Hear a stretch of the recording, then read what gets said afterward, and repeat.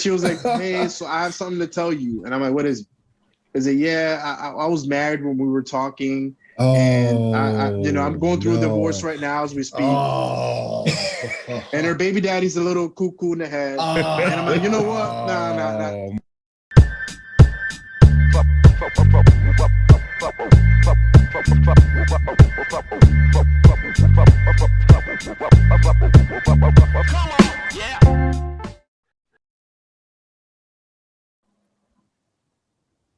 Yo, what's up, everybody? Welcome to Let's Rap. I'm Philosophical. And I am Jay Echo. What's good, y'all? We are once again presented by a good friend, a good supporter, a good person, Jaime Woods. What's going on, guys? Your boy, Jaime Woods. You already know what it is. Back at it again. I'm excited. Let's get it. What happening? He is a frequent co-host on our show, and we love when he's on the show to give his perspective. Make sure you guys follow him on his YouTube at Jaime Woods, Jaime space Woods, Woods, and also follow him on Mr_Woods 93. Today we're going to be talking about setting a higher standard for your partner in dating.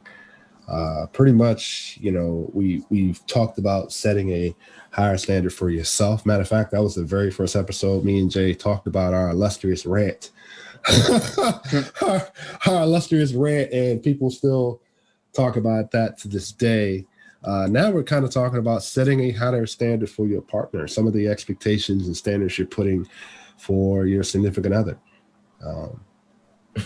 From my perspective, I think sometimes there are going to be situations where expectations aren't going to be met, and it's just all about the difference between unrealistic expectations and realistic expectations. As far as, you want somebody that's honest, faithful.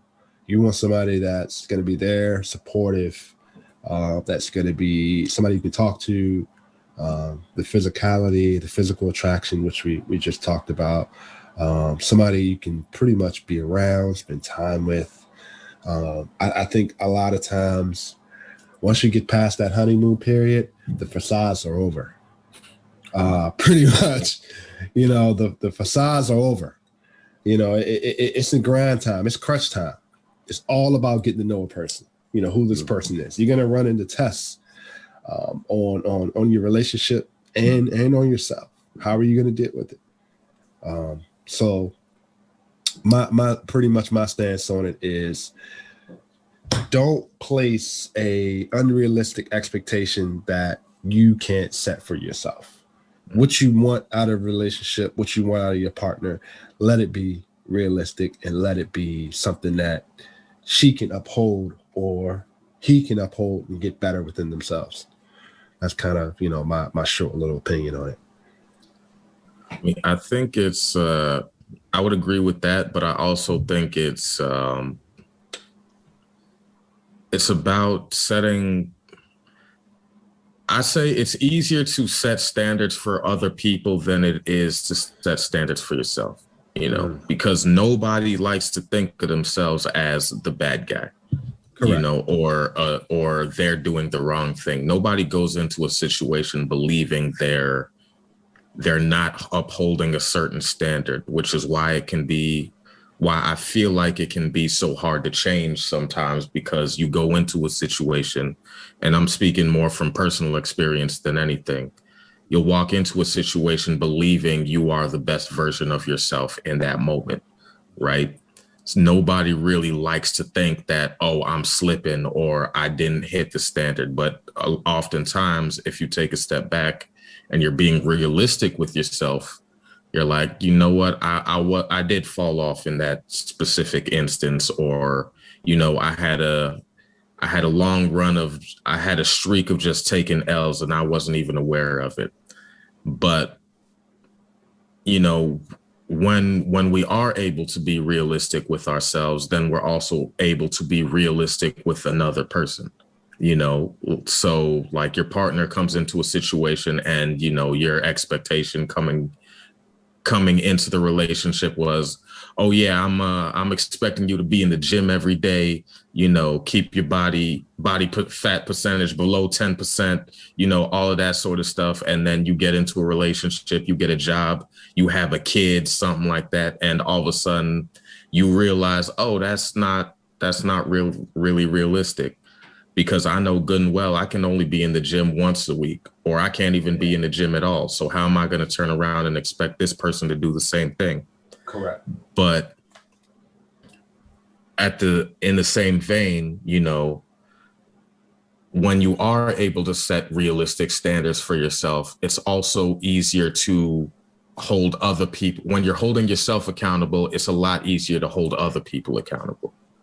So, you know, the second you start caring more about how you carry yourself, how you present yourself, how you maneuver in a relationship or in whatever situation you're in, then you can actually call people out, you know, respectfully, you know, and everything like that. But you can call people out and be like, yo, this is what I expect, or this is the standard I am striving towards in this situation. Can you try and reach that standard with me? And if not, then we got to reevaluate. Good point. What do you think, Jamie? Okay, so I'm gonna take it from the perspective of me looking for a partner. So when I look for a partner, I have certain qualities, certain traits that I look for in them, and I'm not gonna settle for anything less, unless I really like the person. But for the most part, I have like traits and qualities I want. So a couple of them, because I've identified them, is I want someone who is accountable, as you guys were saying. I want someone that can hold themselves accountable, that can hold other people accountable, because accountability is important to me. Because if I'm in a relationship and you're doing the BS, and I'm calling you out on it, but you're not really, you're not willing to accept the fact that you're wrong in that particular moment, it's not going to work. It's going to be a lot of tension, a lot of battling, a lot of fighting. And I understand that. I'm in it for the long-term game. So those are, you know, accountability is one of them. Another one is ambition. I want ambition. I want a girl that is ambitious, just like I'm ambitious. So the point of this, guys, is I look for certain traits and qualities. And the reason why these traits and qualities are there is because I know if someone acts this way, the relationship is gonna like last longer. It's gonna be strong, and we're gonna grow together and things like that. But if I settle for someone that's less, someone that, for example, doesn't really care about having a job, doesn't really care about hearing another person's opinion, but they're very pretty, and I just end up dating them because of that. One, I'm setting the standards low. I'm going against what I wanted. And another thing is the relationship isn't going to work long term because that person is not willing to be accountable or get a job or do certain things in order to make the relationship work. So I feel like when people are going out into the dating market, it's important to go into it knowing what you want, knowing what you don't want, and not settling for anything less than that, because at the end of the day, if you settle for less, most chances are, not all the time, but most chances are, it's going to end in a split or a divorce. Or this is how a lot of these things happen, because a lot of us go into relationships and dating with, oh my God, if she's pretty or he's handsome, that's all I need. No, bro, looks is good and all, but like at the end of the day, you want to know who that person is. Like, what do they value? What do they bring to the table? These are certain things you want to look for. And so go ahead. I was gonna say, kind of caveating on that, two questions for you, Jamie, and also Jay. Mm-hmm. You mentioned that, you know, you want someone ambitious and you know, really out there and basically in the gym, as Drake used to say, in the gym shooting with me. You know what I mean? How long within the dating process do you know? What's your timetable? You can also answer on this too, Jamie. Mm-hmm. What's your timetable on this? 1 month, 2 months, 3 months, 6 months? 1 month to know if this is the person that's the one for me. Yeah. I think this is a $2 question. That's a great question. I've never been asked that before. But it's always other things. It's never this. But basically, with me, I can tell within. I'm very good. I'm a very observant individual. Of course, I am a aspiring dating coach, so I know things. I see things before you see it. And I'm not saying you, of course. I'm saying like that person. Like I just I see things. People will show you by their actions. Yeah. I'm very observant. What I do for a living, I already know how people are. I know how people act. So as soon as I see any fishy stuff, I'm out. But for the most part, guys, within I think a fair now judgment, give a good example of fishy stuff, because I think that's very important to you. So here's the thing. So I'm trying to come up with an example. Okay, so here's the thing, guys, right? So there was a particular girl that I was talking to, right? Very pretty, good, all that, right? So, you know, she meets some of the things. However, I noticed over time with, you know, after 2 weeks or so, I noticed she would only text me on certain days or basically that there's the lack of consistency. And also she was very what's that word, like contradictive, like kind of like a hypocrite almost, to where like she would be like, oh, I want communication, and why are you not communicating with me? And it's not because I'm not communicating with you, I'm just busy. I don't have time to communicate with you like that. However, when I did, I would tell her, hey, I'm busy, I apologize, this, that. However, when she was gone, when she was MIA, she would never tell you a thing. And she never felt the need to tell me anything. And so there was a point where like she literally disappeared, right? We stopped talking for a how long were y'all talking? Let's give some perspectives. So we were talking for like about almost a month. And I thought this girl was it. I was like, to answer your other question, I would say a month is fair. We're a month deep. And so she disappears out of nowhere. I texted her, I'm like, what's going on? She had me blocked. She blocked me. So I was like, that's fishy to me. That's fishy, because why would we be good and then all of a sudden you're out? 3 months later, after the summertime, so around October, November, she texts me again. And she said, hey, how you doing? You should come over to my house. And I'm like, that's very fishy. You just disappeared out of nowhere. You didn't apologize, didn't say anything, but you want me to go over to your house. I went over to the house. I went over to her house. So I went over to the house. And then she was like, hey, so I have something to tell you. And I'm like, what is it? Is it, I was married when we were talking. And I'm going through a divorce right now as we speak. And her baby daddy's a little cuckoo in the head. And I'm like, you know what? Nah. And she had a kid. Man. I was like, you know what that does? And you know what that does at the end of the day, Jamie? It makes you more cautious. It puts your wall even higher. Dating. But that's what I'm saying, though. That's what I mean by expectations. Yeah, it puts your expectations even higher. Everybody says, well, what you do, makes it bad for the next guy.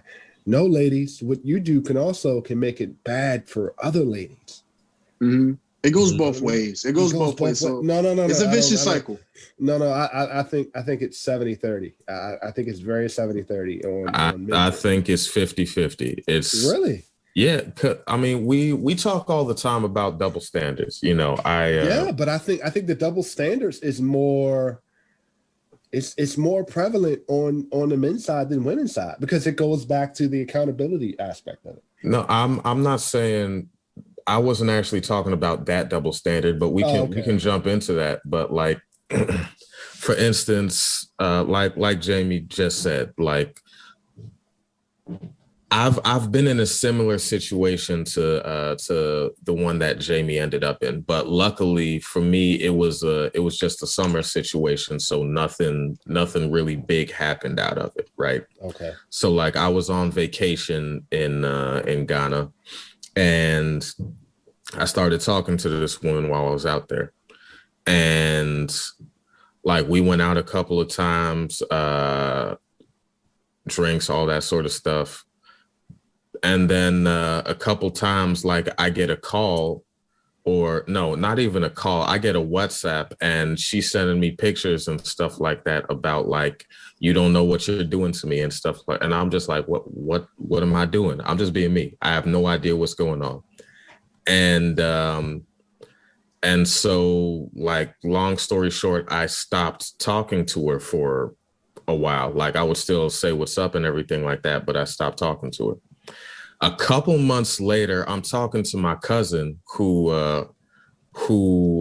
I was staying with when I started talking to this lady. And he's just like, oh yeah, I found out she got married. So I was like, wow. Hold up, wait a minute. Cause I was only there 3 months ago, right? So that means that you were seeing this other person while you were talking to me. So I was essentially the other guy at that point in time. And I was just like, oh, son, it was never my intention to do that to somebody else, because I know if somebody was doing it to me, I would be pissed. And that's the thing where I say the other guy. I just don't think a lot of men and ladies understand the perspective of what that does, being the other guy. A lot of times, I think it's more prevalent and more understood of the woman being the other woman because it's talked about everywhere and all the time. But I don't think it's just talked about as far as men being the other guy. So here's the thing, guys, and I didn't mean to cut you off, but I just want to get this out the way before I forget. Yeah. So we'll wrap it up with you then, if that's the case. We'll wrap it up with you. All right. So in my particular situation, if you are ever in a situation where you are talking to someone you're heavily attracted to that you really like, and you notice the fishy behavior, like what happened to Jay, what happened to me, where the girl disappears out of nowhere, drops all contact, got you blocked on every single social media account, phone number, everything. Most chances are that's because they have someone else that they're talking to. You were just the side dude. You were just the dude they were talking in the free time while they had a break from their man. And so if you guys notice this, do not end up dating that individual, because this is what happened to me, to finish up the story. So that female, while I was over her house, she wanted me to date her. I was like, no. I told her straight up, nope. I have standards for myself.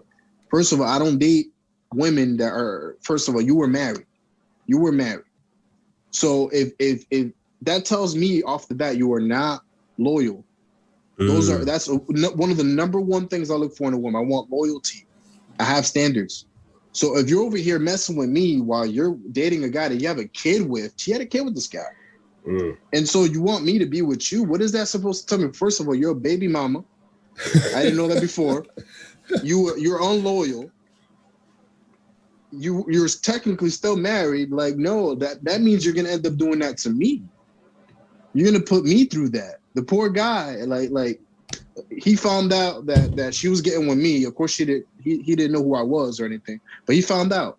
I wonder what that guy must have been going through. And of course, females, this happened to girls as well, where girls would go through these things. And this is why it's important, guys, to be observant of those, like scout, like make sure that when you're going on a date with someone, make sure that you have a list of things that you look for. I'm not saying to be unrealistic with it either, because at the end of the day, we're not perfect. We're human beings. You have to have a list, but be realistic with it.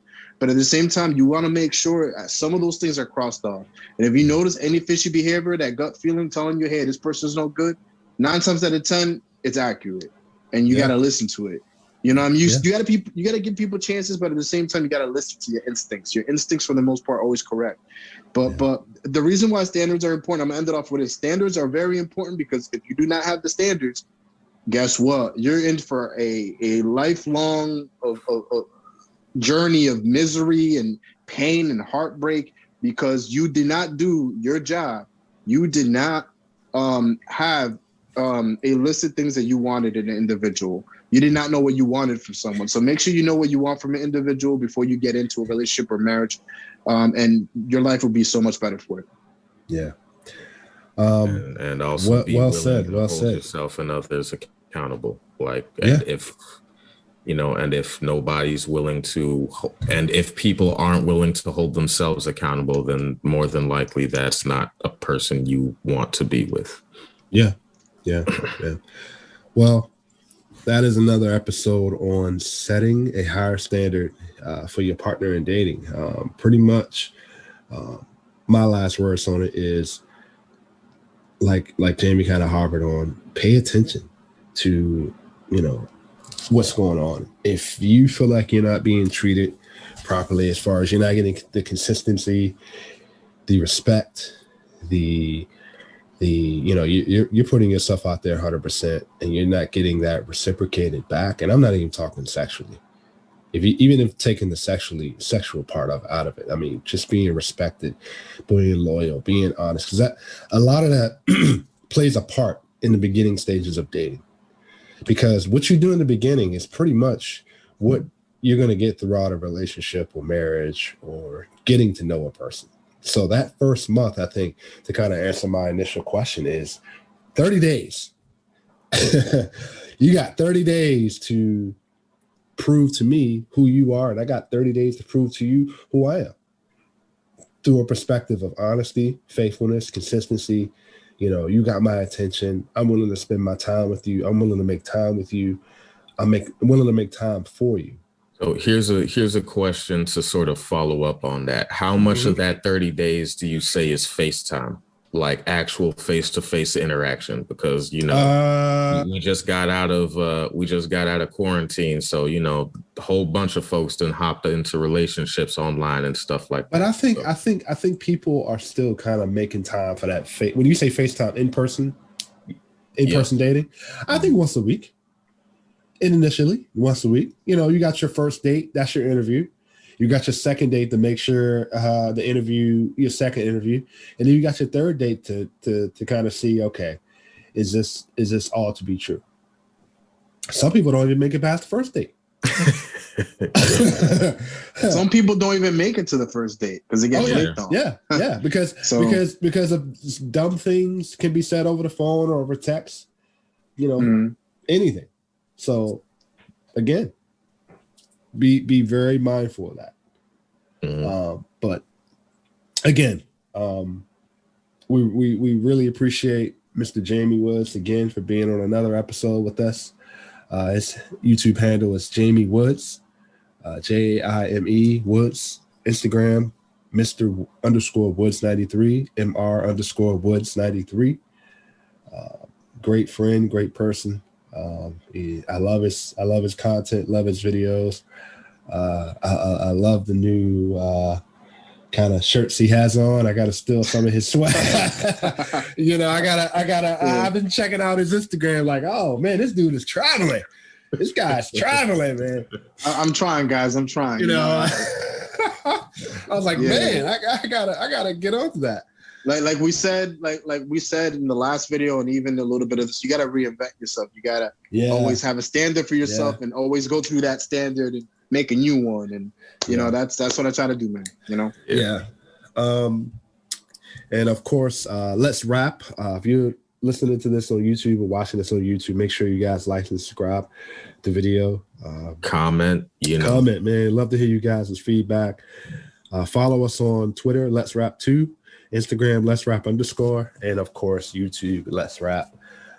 Jay has finally created his Instagram. It's blank right now. Don't blank. It's not spam. It's not it's not a burner account. Don't go in there and think, you know. I mean, it might be a burner account depending on how this goes, but we'll see. Well, you know, as Jamie said, you got groupies, so you gotta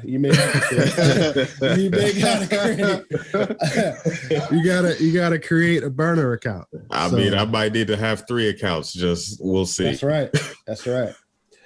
So we really appreciate and support everybody and all the feedback we've gotten back. It's been a long journey. We're going to continue going this. We really appreciate everybody. Yep. I'm philosophical and I'm out. This is Jay Echo. Instagram Live with Mr. Woods coming soon. Also, I know some people have been asking for it, but we will also be getting some more female perspectives, some more women on the show. Can't wait. So expect that also. Yep. Can't wait. We're gonna definitely announce when that's gonna happen. And she's very interested and very intrigued by our content, and we can't wait to kind of ask her from a female perspective. We got a lot of good topics going on for that, so can't wait for that. And all right, peace out, y'all. Mr. Woods, peace. You have any last words for the people before we? Listen, guys. Just like I said before, do not be yourself. Be the best form of yourself. Your boy out. All right. And that's Peace it. out, Take y'all. it easy, y'all.